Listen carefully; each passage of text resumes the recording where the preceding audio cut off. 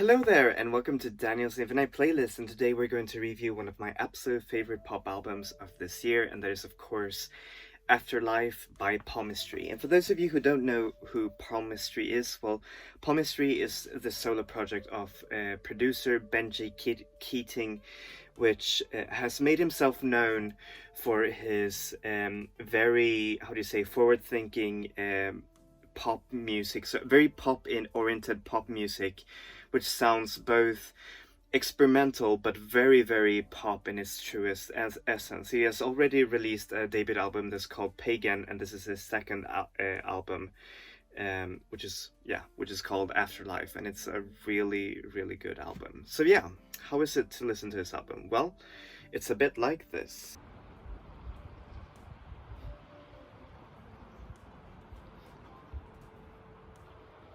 Alright, I'm going to show you the album art showcase since there are no physical versions.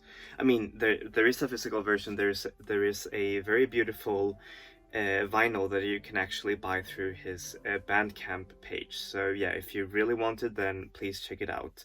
I've only bought the digital version. So here's the album cover. It's very nice, and it's sort of like it has this sort of like mysterious sort of like cult like appearance, like this very culty album that's gonna be, like loved by a lot in the future.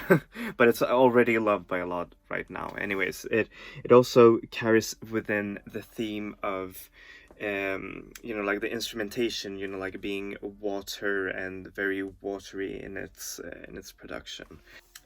So yeah, how is this album musically? Well, musically, this album follows a lot of cues of modern pop music today. It is very dancehall indebted, and it is very sort of like like pop music today, like with a lot of Caribbean and dancehall and rhythm influenced music. So it all sounds very, how do you say, familiar to what's been played in the radio, but the production is made so seamlessly sleek and stylish and very, very, how do you say, stripped down, that it sort of like feels like something else, like very, very, very modern and futuristic, and it's very, very pop minded.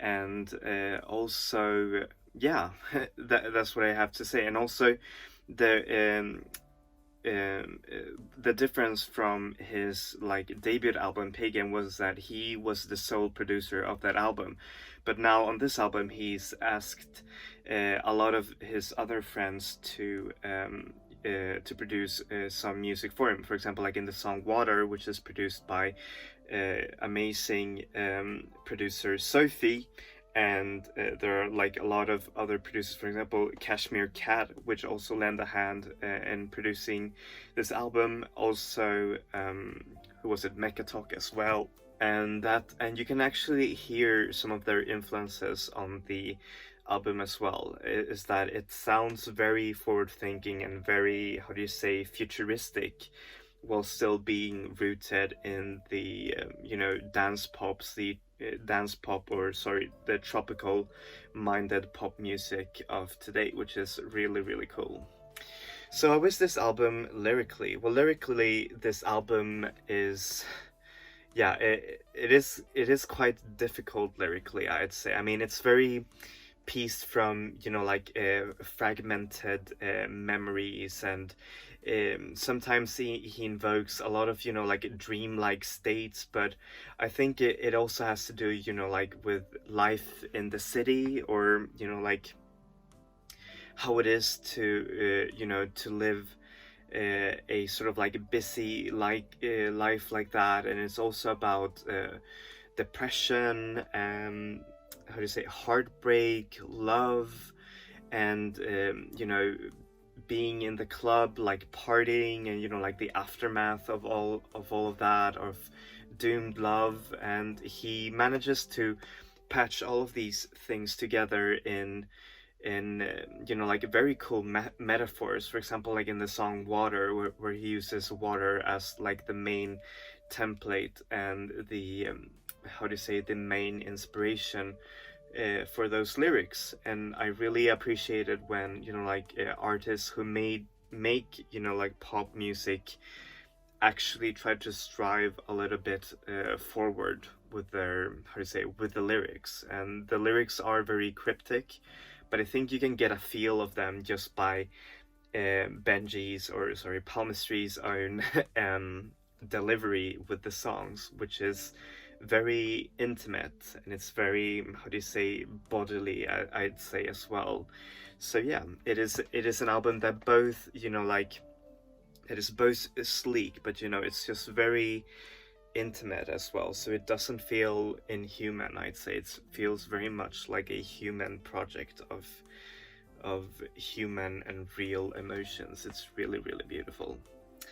Alright, what do I give this album? Well, I give it an 8 out of 10. It is a incredibly strong second album made by an artist that is already starting to make a mark in like indie in like pop music overall. What is so great about this album is that it also has kind of like this cult-like appeal of because not a lot of like reviewers have actually reviewed this album, so this album feels very much like a secret, like a pop secret that's just really, really amazing. However, I really wish that a lot more people would just listen to it, because this is actually a testament to how great pop music, like the sounds that are being used right now, how they can be just stripped down and made just very beautiful and how do you say, futuristic to their own core. And which is why I'm also at odds with like the pop music right now, which is some of it is really, really good, but a lot of the sounds just sound just very tired. For example, a lot of people using the dance hall template, and I think that Palmistry just does it to a really tasteful and good, like excellent way. So yeah, I really hope that he garners a lot of fans with this album, because he's really worth it. And oh yeah, and what drags this album kind of down is also that the templates and all of that, they can sound a little bit too same-ish.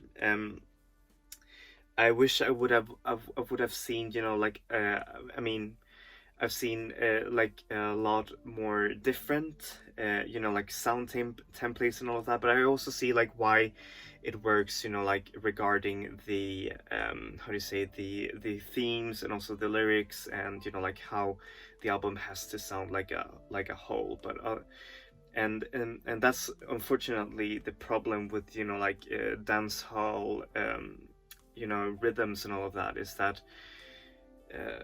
they mostly sound the same, so they unfortunately tend to melt the album together. But otherwise, it is just an excellent album through and through. And yeah, so get on listening to it.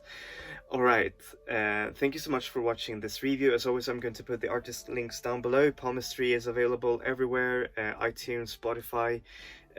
Physical versions can be bought through his Bandcamp. I'll post a link down below. And yeah, thank you so much for watching this review. As always, I'm going to thank you so much for watching this review. Please give a like and subscribe. I'd really appreciate it. I'll be reviewing new albums every Wednesday and classic albums every Saturday. So yeah, keep your eyes peeled for those. And yeah, that's it for me. Enjoy music, enjoy life, people. Vi ses. Hej då!